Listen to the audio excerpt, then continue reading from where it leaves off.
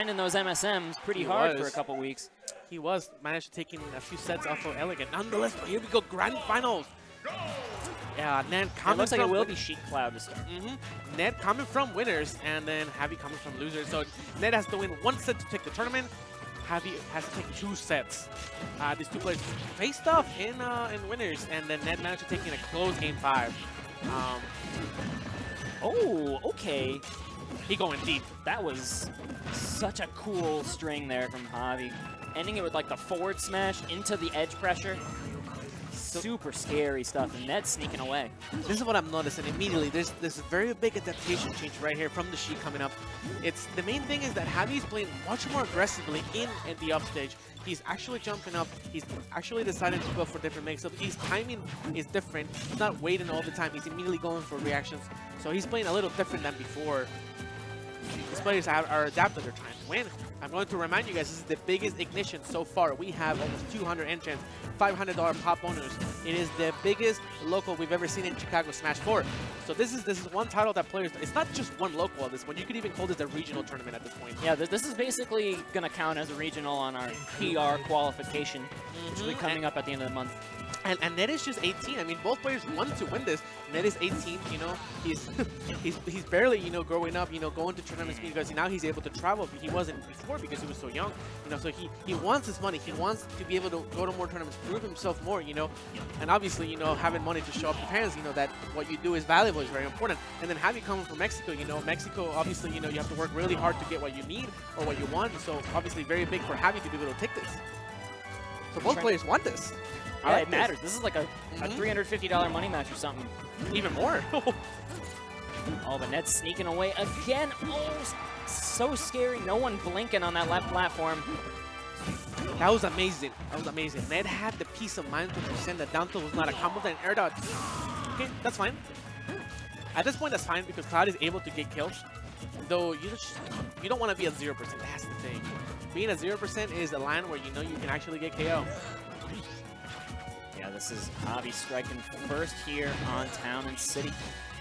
He's going to be stuck at the ledge again. We've seen Ned just get so much mileage out of these reads on the ledge. Getting the up tilt here, not quite enough to kill.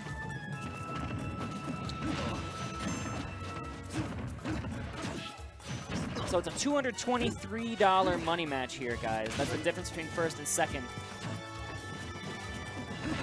$520 for first place. That's wild. $297 for second. That is nutty. For a quote-unquote local. Nonetheless, though, I need to talk about Javi's adaptations right now. These are impressing me. First of all, the main thing is that Javi is just, he's not necessarily picking different options, but the timing of each option is so much different. Some options are just coming out immediately fast. Some options are coming with a much bigger weight. It all comes down to the timing, and Javi's just mixing up everything. So even though Ned might be aware of what Javi's doing, the timing is throwing him off. For example, there were scenarios where Javi will wait in those scenarios, those 50-50s, but now he's not waiting. And that just makes a difference. Like top level Smash is all about the timing and how you understand how players are going to act and when they're going to do something. Not just the when, not just the what, but also when. Exactly. That's why when some people are asked for like matchups, they're like, oh, just use this move. That's not how it works. You gotta use this move at the right time. No double jump. That might be it. Yeah, no double jump. He couldn't mix it up. It was either air dodge or not. At the same time, he doesn't want to DI out because he has no double jump. He can't make it. If you DI out and you have no double jump, you would have probably just, it would have been the same as, unplugging the controller at that point. Javi looking pretty clinical in that game 1. But remember, this is potentially 2 sets. Obviously, if Ned wins this, it's over. But Ned has a lot of games to adapt. And also remember, it is almost 1:10 in the morning Chicago time. We are burning the midnight oil here at Ignition number 100, and these players, of course, they're no strangers to playing for this long, but it is pretty late. I mean, I know Ned loves to play for Glory at 4 a.m. That's the Ned classic. The Ned classic. Host up. Nonetheless, though, these players are sticking to Town and City. It's very interesting for me that Javi will prefer to play Town City. It's a stage that I often ban against Cloud, and to me it's just very interesting how comfortable he feels against his character on this stage. That just kind of goes on to show the experience that he has. Oh, the neutral are not going to land here for Ned. He was betting it all on that, and that'll cost him limit. And Javi reading these ledge get-ups really well at the moment. Javi's just playing over. He's doing a lot of the same, but he's just doing it like a lot more precise and at the right times, and he's just out there, you know, with his gimps. He's Ned dropping too low there. The pressure is actually really hard right now. Like, Ned seems to be struggling right now to maintain his feet on the ground, literally. And at the same time, it's just Javi's just pressuring. Needle in the neutral, as we spoke before. Jump in. Get the tech chase too. This is overwhelming. All right, then they're gonna land that time. They're buying Ned the time he needs, but Javi wasting no time himself. Oh no, it's not over. And Ned betting it all on that down smash too. That'll cost him limit. That's bad. Losing limit at this point of game, really bad. All these offstage guesses that were working so well for Ned in the winner's final set are just turned around on him in this grand final set 1. Then again, it's because he's been able to adapt to the timing of everything. He's mixing up. He's mixing up really heavy. This is a really shining example of how you can mix up an entire playstyle of yours by just doing things at a different time. Not even just different things, just different times. I can't stress it enough. Get in there with the forward air. At this point, you might say, okay, we're looking into a game 3 scenario, but if Ned manages to get the kill and manages to get limit, he can actually make one solid play, one solid combo. That's the kill. That's what he needs. He needs to get this limit right now on deck. That's the limit. That's the game. That's the game. That combo because he had limit. So because he had limit, you fall faster to the ground. That's one of the many buffs, or in this scenario, curse that Cloud gets, is that you will fall prey to combos that will not be a combo normally. And that's going to be the 2-0 lead here for Javi. And we're going to Final Destination. This stage, I think both players won a game on this stage in the winner's final set. But Ned, confident here, taking away the platforms. Maybe Ned just wants to focus on the neutral, because maybe he wants to adapt. You know, because at the end of the day, you know, if Ned loses the set, he has another set to kind of figure things out. But you don't want to think that way. You want to bring the fire on from game 1. You don't want to give him that PGR win. Either way. At this point, though, it's just I'm trying to think. I'm trying to figure out myself. What is the best thing that Ned can do to adapt to this pressure? Because as we're talking, like, Javi's pressure is relentless at this point. Pivot grabbing downer. Pivot grabbing downer is a really good way to evade the hitbox. You get your body out of the area of danger from downer, and then you pivot grab safely. So that works out pretty well. All right, Ned's recoveries are working this time, but he's still taking a beating here from Javi. 98% already on the board. You know what I'm thinking? I think Javi needs to start cross-slashing of a neutral. I think that's what he needs. Because the way that Javi's playing, he's jumping, he's spot dodging, and he's grabbing. All 3 of those options lose to cross-slash on the ground. As an anti-air? Yes, it does. It loses to shield, but Javi's not exactly blocking. He's mixing in those grabs. Yeah, if he's doing neutral air, he runs in. Sometimes he'll block, but he's specifically looking for jumps in, cross-ups, grabs, needle, disruptive play. He's not exactly looking for defensive play, he's trying to disrupt. All right, Ned's got limit, he's on the board here. The up throw 50-50 coming into play. Ooh. He could have thrown the cross slash, that's what you're thinking, right? No, he could have back air. That was a combo for back air. Oh, Rar the back air? Yes, Rar back air. Yeah, you might be right, but that neutral are going to land for Javi here. Cleaning up that limit the hard way. But Ned is figuring out, like Javi is continuing his amazing strategy so far, but Ned is, at the same time, he's slowly figuring out. He's understanding, hey, you know what? I need to watch out for these crossups. I need to watch out for the pressure. I need to watch out. I need to get used to his timing, because Javi's Sheik plays very differently from other Sheiks. He plays slow in a certain way where, like, you notice how some players will play slow because they're not able to play fast. On the other hand, Javi likes to take his time. He likes to play in a way that's, like, slow, but it makes it awkward for you, not for him. He's comfortable the whole time. He's a very specific type of Sheik. Like, if you ever have the pleasure of playing him in friendlies, you'll be able to tell that he just plays a lot different from, like, any other Sheiks, you know. Especially when you compare it to, like, Void or Mistura, you can see a wide variety of differences in the decisions he makes. Ned's pretty close to just maybe even getting an up throw KO here. Or no, he's not going to pull the trigger on anything on that roll. Okay, the up air there are going to seal the stock. Rising upper is negative on block. You can upper that. And now with the limit online, Ned not in too bad of shape, like you were saying. I mean, because he's behind a little bit of percent. Okay, upper. He gets another upper. He chooses to go for neutral instead of upper. He wants the stage control. And now with that back air, he's within 2% of the lead here in this game. I will say Cloud is actually winning this because he can actually kill Sheik. Oh, with limit, but now he loses limit. So now the matchup changes based on who's limit. No limit on deck, no kill on deck. Yeah, it's so hard.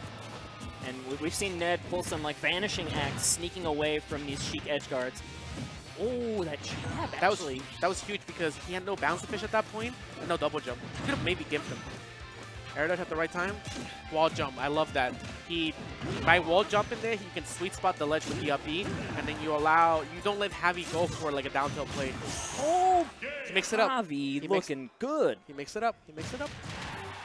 He wasn't doing that before. He was waiting. Now he's not. Needles don't care about that rising climb hazard. Excuse me. They and don't. Javi 3-0s Ned going into bracket reset here. All right, now these players are 1-1. Ned has to figure it out. At this point, he needs to understand what's going wrong. He's got a good amount of games to understand the game plan. It's very important for Ned to have the confidence that he showed in winners when he was comfortable, even on FP, even going back to the stage that Javi just won on. He needs to have that confidence, and obviously, Javi needs to keep executing the game plan. It's working. It's working for a reason. All right, he's going to up air aggressively out of that combo. See, I'm not even playing, but I feel tense. That's the fun part about commentating. You get to ride the waves of the emotion in these players. We know how much is on the line. We know this is a big deal set here between Javi and Ned. At the same time, though, it's like, this is looking good for Ned right now, though. He's going to have limit, yep. And... oh, but that's going quite far and gets the drag down up air to continue the pressure. Okay. He makes it back with limit. That's huge. All right, Ned's now got Javi where he wants him. What feels like the first time since Grand Finals started. You know, there was some chances he had there in Game 3 to really turn it around, but Javi shut the door with that final ledge pressure segment. Something important to understand is that when Ned has limit, it's harder for him. He probably expected neutral or something, or just felt really uncomfortable in that angle. But when Ned has no limit, or has limit, I'm sorry, it's harder for him to deal with neutral. He doesn't have the ability to cross slash to end here. Also, he has to back away constantly. That may be something that's making him uncomfortable. I feel like something that you could do to alleviate that is that you do a return and short of up air, and then you can deal with the neutralers that way. At this point, though, like Ned is, he has his back against the wall. All right, but he's gonna get the back air here onto Javi. Limit online again. I think Ned just, even though he can have some trouble anti-airing those neutral airs, like you were saying, with this limit online, he just loves to have that movement. He's just going to use the retreating back airs, retreating up airs, and just pinning Javi there onto that right platform, gets the up air he needs. See, Ned is good at ledge pressure. That's what he needs to focus on. He needs to focus on putting Javi at the ledge and pressuring him, doing what he's good at. You don't want to allow your opponent to play his game. You want him to play on what you're good at. So put him at the ledge. That was probably accident. That's a big mistake though, because now you have no limit. You're stuck at the ledge against Sheik. That gets Javi nonetheless. A footstool actually. That was dangerous though. He had no double jump. He got gate out of that. He got back out of that. It could have been the game. There we go. That's the cross slash I was talking about. That's the cross slash I was talking about. See, I love this. Dash back, turn around, cross slash. Oh, but this is bad. Wait, he might get limit. That's huge. Oh, the tech! Oh my god. Oh, Ned staying alive right when he needed to. Barely missed that back air. Oh, that neutral, it was so ballsy. He didn't want to air dodge or down air. Oh, this is huge. He's going to get limit. This is huge. Ledge play is so important right now. And sneaking air dodging at the right time. Too. Not air dodging. Very wise. Nice. But that nair, again, buying so much stage control here for Javi. Javi was pressuring every single step of the way to make Ned lose the limit, and then Ned actually double jumping back. That's huge. Oh, that shows too. That was the nerve. That was the nerve. Oh, what? Oh, that didn't even connect with him at all. I thought it like nicked him at the bottom. It's fine though. It's fine though. He can kill him with upper. Or that. No way. No way.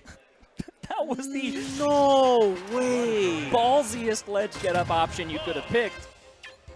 Yo. Boom. I am. We're going golf in 0. I'm so impressed. You know how hard that is to land? if like you have a 2-frame window to land that up smash. It is 2 frames. You know how many frames are there in a second? 60. Yeah, that's not easy. That's hard. Not to mention that if you miss that up smash, you're gonna be like you have enough time for Sheik to down smash and just kill him. Up smash. You can even like do anything you want.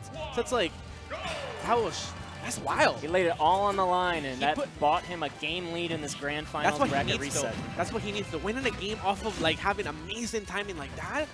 That's what can win your grand finals. Like, this is huge. So like not laying down, not letting Javi just get another 3-0. He wants to make it competitive, and then we have a set right here. Now both players. So Ned is adapting at this point. He's employing. He's and the aerial ride. He's pressuring. Like if you can tell, the tempo of the game is just different because both players are just acting differently to everything, but both players feel that, like, you can tell while playing that both players are, you know, they feel the tension. They're kind of nervous. They're kind of very emotionally invested into this game, and you can tell with their decisions. You know, like the double jump gets eaten up there though, and that's a big win for Javi.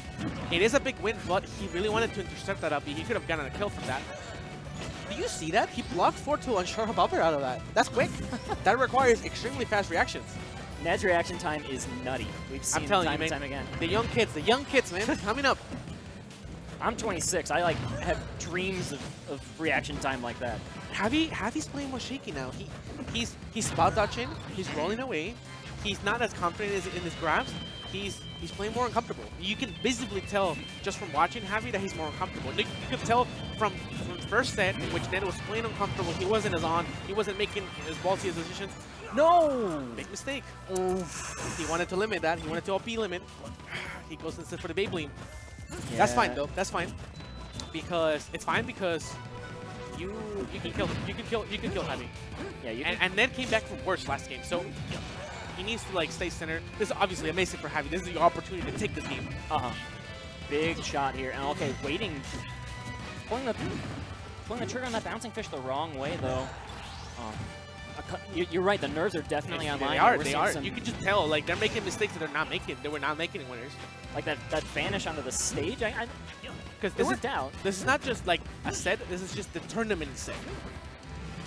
And there's just so much difference. Big mistake right there. Ned playing with fire again and looking to upper out of shield. That would have been enough to kill. Yeah, he wants to land in upper. He wants to get the kill. This is ooh. That could have been competition. This is bad. Double jump. Yeah, you have to waste your limit. Neutraler once again. He went for an aggressive landing. I think up throw will kill. Probably. Yeah, it should. Yeah, it should kill. Oh, wow. We got a lot of rage online here for Cloud. Not max, but plenty. And this is 150% Sheik. Dash attack. All right. Ned gets limit, and he plays this very smart. He gets Sheik to around 50%. He can win. This is not undoable. If I was Javi, I'd be terrified because Cloud with Rage is very terrifying. And at the same time, you're not gonna kill him off of anything. Like upper is not gonna kill him. Bouncing fish may not kill him. Only you're at the ledge. You have very specific kill conditions. Whereas Cloud, he just wants you at 50%, and then you get cross ledge. You might die at the ledge. That was a critical needle, but again sneaking past. Sneaking past. I'm not sure if Javi was scared. Maybe he didn't want to pressure. Ned keeps downing out of this scenario. Now he air dodges. That's huge. No double jump. No double. Yeah, you're right. You could have pressured that even more if you had with upper. This is huge though. If Javi gets to around 50%, he might lose the game, man. Up tilt not going to lead to anything significant. Monster fish. Yep. He can make it back. Barely. Cannot make it back. He didn't touch the ledge. He shouldn't have his jump. Nope. That's it. And Javi closing the door, but like you said, that was a lot closer than the percents would have indicated. Right. So we have a 1-1 scenario, second set for Ignition 100. Now, Javi was looking shaky. He was looking really, really shaky. To be honest with you, if Ned took the first stock off of that game, I think it would have been a 3-0 for Ned. Because Javi was playing more and more shaky. Now after he took like Ned SD, I feel like that gave a staying into the Javi to feel like, hey, you know what? I can still do this. I can still win this. And he gained his confidence back. And I feel like that made such a huge difference in gameplay. Now Javi's playing back with his confidence. Now we'll see. Ned has to adapt back, and Javi's roaring back. He does not want to lose this at all. And Ned taking some punches here in the opening salvos of this game 3. Quick bouncing fish, 75% on the board. It's really hard to play against Sheik at low percents, and Javi making amazing use of the combos, pressuring the right way. Oh my god, that was huge. If he landed upper, you could have done a finishing touch. That could have potentially killed. Oh, but not going to go for finishing on that one. But whoa, the roll That might kill. Is that enough? Barely. Needed just a tiny bit more. Sheik's light, not that light. He needed, like, if the other hits of the cross-slash hit, that would have definitely been a kill, no questions asked. Javi reacted to that, and he reacted to that too. Ned, we don't have player cams here, but Ned definitely was rolling his eyes that he fell for that oldest trick in the book. The air trick. It's just hard. Like, sometimes you feel like it's going to happen. Keep in mind, you only have a split second to react to that. So it's like, it looks so easy as a spectator. You know, you don't air dodge, you don't do that. But it's actually so hard. If you're there with money on the line, money on the table nonetheless, it's just so much different. All right, down throw here. Going to buy Ned time to charge that limit. Gets the back throw. Not going to kill from all the way downtown here. That's Neutral. it. Yes. All right. We have a game 3. This is it. This is actually, I would say this is the most important game of Grand Finals. Whoever takes this game is going to be the most favored to win the whole tournament. And then getting the uppers, chase it to bounce the fish. Javi doing an amazing job keeping up his land is so unpredictable. He's Javi, I like Javi because he just keeps on their cool. Like you have Cloud, a Cloud of Ned's caliber nonetheless, and then you're just landing or just challenging him in ways that are false. Ned took a huge no.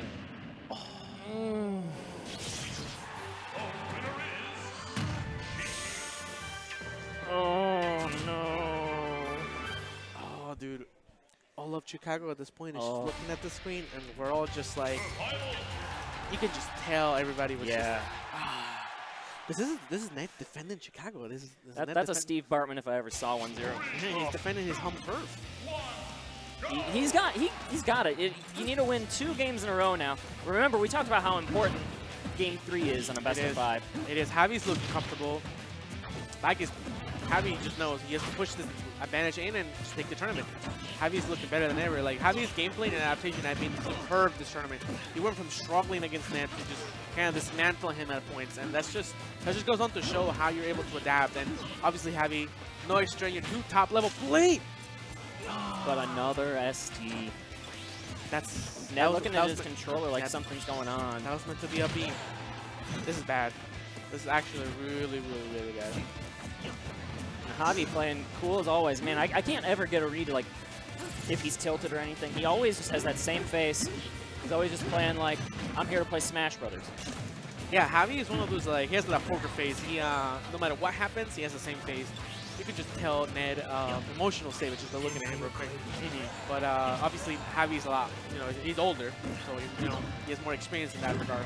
Oh, the reverse. Ned tried to go for a ledge trump scenario, but the buffer out from Javi means that Ned's going to lose his limit for that situation. That might be the last straw here in this game if Ned can't buy enough time to get this limit back. But another dash attack here, not going to be enough to kill Sheik. This is not over. This is not over. If Ned is able to get a solid kill at this percentage, Albert's going to kill, Backer's going to kill. He might be able to bring it back. All right. Ned is bringing it back. If we need Chicago's got a shot here. Listen, we need a game 5 here. But Javi, not interested. That's huge. Okay, if that upper landed, he would have been able to get a huge combo going. That would have been a huge momentum swing. Double back air here from Javi. Huge. No limit on deck. No limit on deck. Off the level. This is so bad. This could be it. Couple up airs here, though, for Ned. And he needs every little string of damage he can get. Ned needs the limit. Javi's just pushing. He's like, no! That could be it. Oh. Okay, jumping away. But the vanish actually going to land here, and Ned might be playing tilted. Hitting some... Oh, limit's almost on deck. Limit's almost on deck. Scary stuff, but Ned actually going to roll into the corner. That's huge. That's huge. He's going to be able to get limit. He's going to be able to get limit now. Last hit scenario. What are we going to see at the ledge?